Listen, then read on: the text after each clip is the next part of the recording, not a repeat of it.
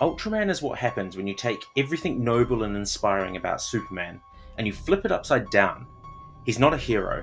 He's not a symbol of hope.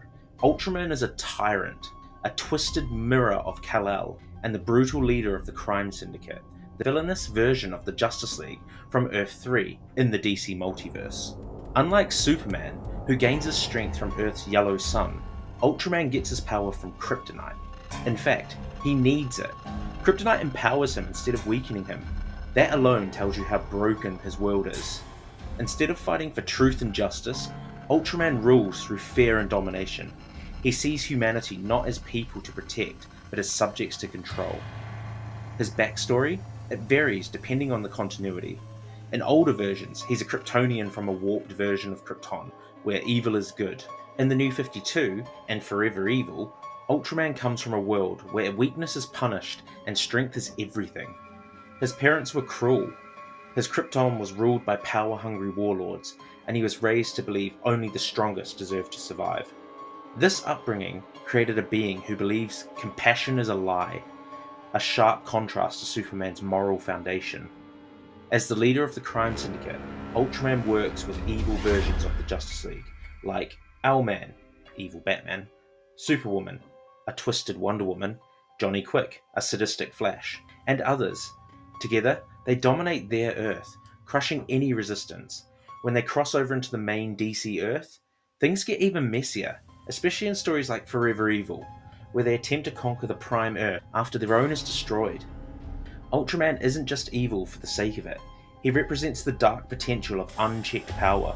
The idea that if someone like Superman didn't have his moral compass, he could become one of the greatest threats the universe has ever known.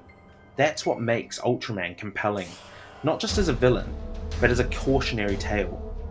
Whether he's destroying cities, battling Superman, or waging war across the multiverse, Ultraman is a brutal reminder that power without compassion isn't heroic, it's monstrous.